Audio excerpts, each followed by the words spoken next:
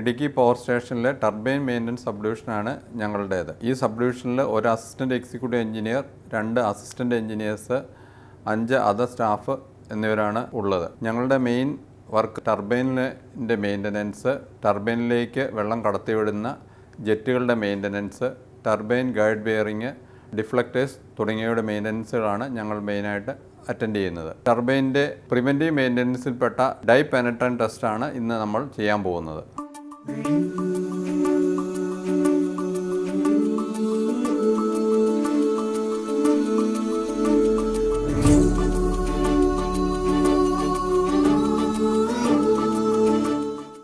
ടർബൈനിലേക്ക് എത്തുന്ന വെള്ളം നിയന്ത്രിക്കുന്ന യന്ത്രഭാഗമാണിത്. ഈ സ്പ്രിംഗൽ വാൽവ് എന്ന പേരിലാണ് ഇത് അറിയപ്പെടുന്നത്. ഈ ഇത് ഓഫ് ചെയ്ത് ടർബൈനിലേക്കുള്ള വെള്ളം വരുന്നില്ല എന്ന് ഉറപ്പാക്കി ലോക്ക് ചെയ്തതിന് ശേഷം മാത്രമാണ് നമ്മൾ ടർബൈൻ പിന്നിലേക്ക് ഇറങ്ങി ടർബൈനിലെ അറ്റകുറ്റപ്പണികൾ അല്ലെങ്കിൽ അവിടുത്തെ മിഷനുകൾ ചെയ്യാറുണ്ട്.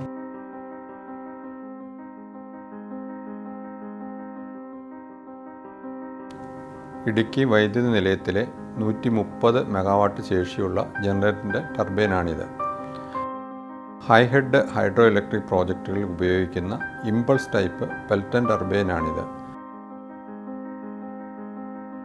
1,80,000 HP കപ്പാസിറ്റിയുള്ള ഈ ടർബൈനിൽ പെൻസ്റ്റോക്കുകളിലൂടെ വരുന്ന ഉന്നത മർദ്ദത്തിലുള്ള വെള്ളം ജെറ്റുകൾ ഉപയോഗിച്ച് ടർബൈനിൽ പതിപ്പിച്ചാണ് വൈദ്യുതി ഉൽപ്പാദനം നടത്തുന്നത്.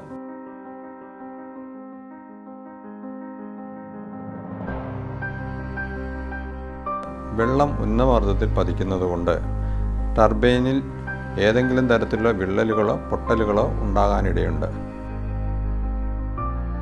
ടർബൈൻ ബക്കറ്റിൽ ഉണ്ടാകുന്ന ചെറിയ ക്രാക്കുകൾ നഗ്നനേത്രങ്ങൾ കൊണ്ട് കാണാൻ സാധിക്കുകയില്ല.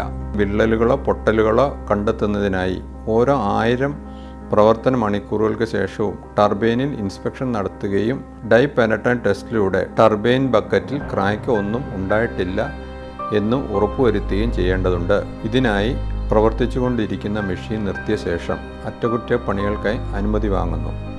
തുടർന്ന് മെയിൻ ഇൻലെറ്റ് വാൽവ് അഥവാ സ്പെറിക്കൽ വാൽവ് അടച്ച് ലോക്ക് ചെയ്ത ശേഷം ടർബൈൻ പിറ്റ് തുറന്ന് വർക്കിനാവശ്യമായ ലൈറ്റ്, ടൂൾസ്, സേഫ്റ്റി എക്യുപ്മെൻറ്റ്സ്, DPTക്ക് ആവശ്യമായ സാധന സാമഗ്രികൾ എന്നിവയും എത്തിക്കുന്നു.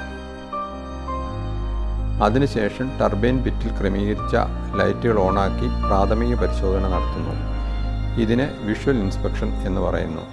തുടർന്ന് ടർബൈനിൽ ക്രാക്ക് എന്തെങ്കിലും ഉണ്ടോ എന്ന് പരിശോധിക്കുന്നതിനായി ഡൈ പെനട്രൻറ്റ് ടെസ്റ്റ് നടത്തുന്നു.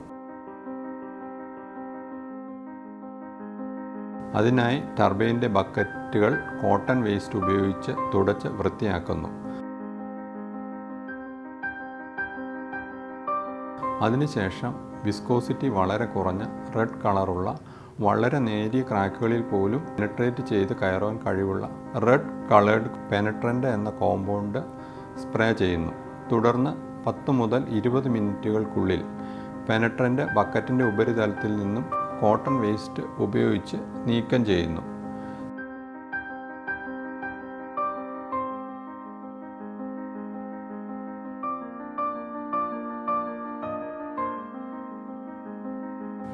വീണ്ടും ക്ലീനർ ഉപയോഗിച്ച് ബക്കറ്റ് ക്ലീൻ ചെയ്യുന്നു.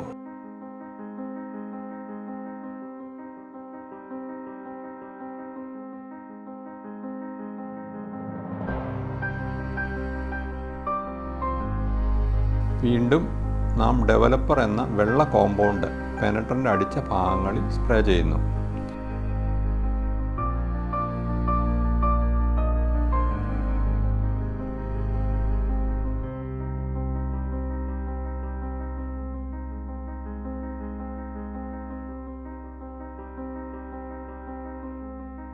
ഏതെങ്കിലും തരത്തിലുള്ള ക്രാക്കുകൾ ഉണ്ടെങ്കിൽ നേരത്തെ സ്പ്രേ ചെയ്ത റെഡ് കളേർഡ് പെനട്രൻ്റ് കോമ്പൗണ്ടിനെ ഡെവലപ്പറിൻ്റെ ഇടയിലൂടെ വിസിബിളാക്കുന്നു. ഇതിൽ നിന്നും ടർബൈൻ ബക്കറ്റിൻ്റെ ആ ഭാഗത്ത് ക്രാക്ക് ഉണ്ട് എന്ന് നാം മനസ്സിലാക്കുന്നു.